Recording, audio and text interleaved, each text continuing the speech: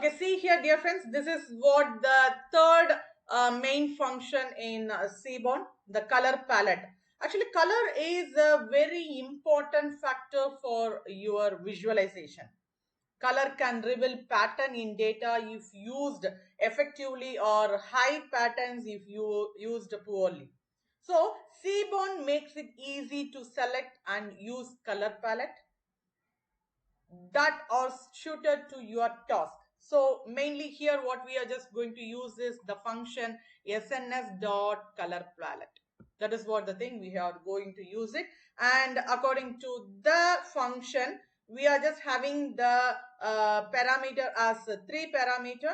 One is the palette, which here it is specified, okay, and second one is the n underscore color, and last one is dz. All are optional here, all are optional here, but here what we are just going to see is we want to just make use of some set color and then color palette. That is what we are going to make use of this in this exercise. Okay, so choosing the best color palette is not that is what we just say straightforward, and to some extent it is actually subjective. To make a good decision you have to know the characteristic of your data. There are three general group of color palette, namely as like categorical, sequential, and diverging. So let me just see one by one, and before that let me include, that is importing the necessary libraries, that is the model to make the plotting. Yeah, it's done. Let me just move on to the first one, categorical color palette. See, categorical color palettes are best suited for distinguishing categorical data that does not have an inherent ordering. The color palette should have colors as distinct from one another as possible, resulting in palette where mainly the hue changes, that is the color combination changes.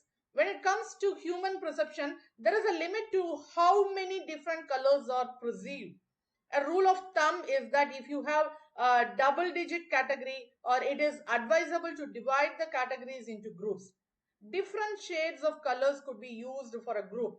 Another way to keep groups apart could be to use these hues that are close together in the color wheel within a group, and hues that are far apart from the different groups. Okay, let me just see some example where it is suitable to use this categorical color palette, or the main thing is our line charts.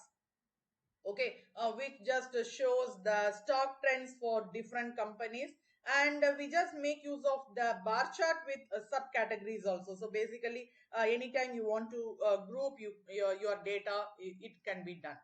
And see here, dear friends, here I just giving you the 6 default themes in Seaborn.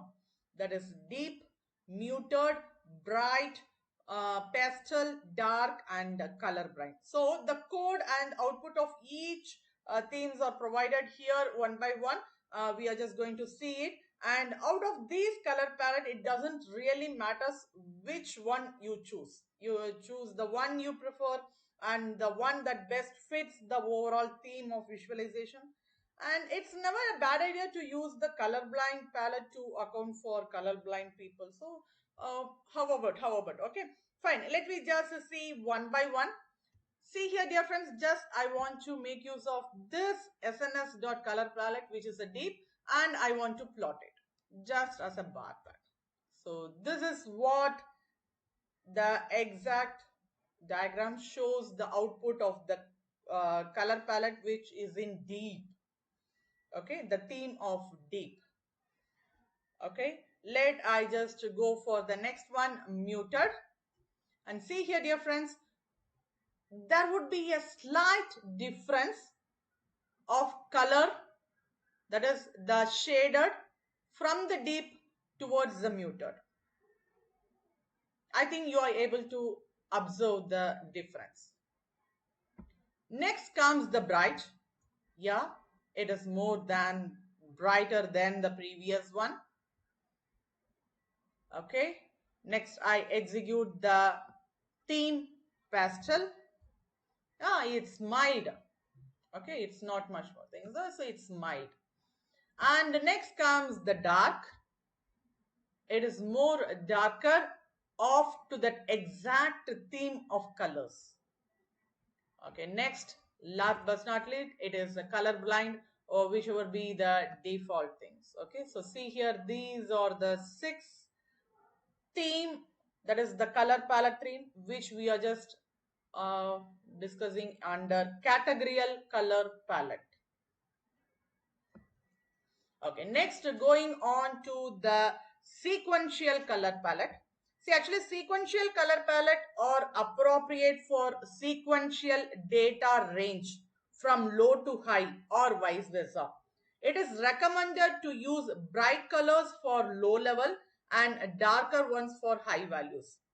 Some examples of sequential data are absolute temperature, or weight or height, or the number of students in the class, like that. So one of the sequential color palette that Seaborn offers is actually cube helix palette, which we just use here. This is the first one. Okay, and see here, they have a linear increase or decrease in brightness and some variations in hue, meaning that even when converted to black and white, the information is preserved. So the default palette returned by cube helix palette, actually, let me just see it with a diagram. So this is what the default. Okay, and see here, dear friends, the exact hue, it is actually to customize it. The hue at the start of the helix can be set with the start, that actually the value between 0 and 3, and here the number of rotations around the hue wheel can be set with some ROT, that is actually as the rotation. And creating custom sequential palette that only produce colors that start at either light or dark desaturated colors and end with a specified color can be accomplished with this light palette, or we can just make use of dark palette also. Okay, and let me make use of this magenta, okay, with the light palette. Okay, so see here how the customized is shown. And even though, see, actually when you just make use of the same magenta color with the light palette, by setting the reverse parameter to true, actually you can just also make it as a reversing, yeah, from the lower to the higher and higher to the lower, as you wish, as you wish. By default, actually creating a color palette only returns a list of colors. If you want to use it as a color map object, for example, in combination with a heat map, set as C map is equal to true argument. Okay, actually let me just see it with a detailed example. Okay, and here there was an cmap.sns, and let I just give you the heat map of this shape 5 comma 5.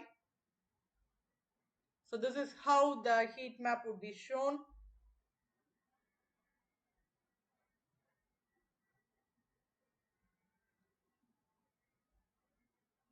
And the same thing with the hue helix palette, which the first example we have just seen with this theme, the default of the sequential data.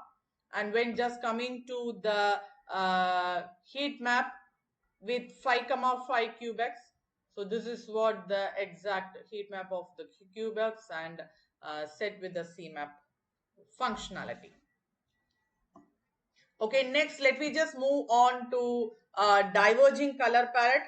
See, actually diverging color palette are used for the data that consists of a well-defined midpoint, and emphasis is placed on both high and low values. So for example, if you're plotting any population changes for a particular region from some baseline population, it is best to use diverging color maps to show the relative increase and decrease in the population.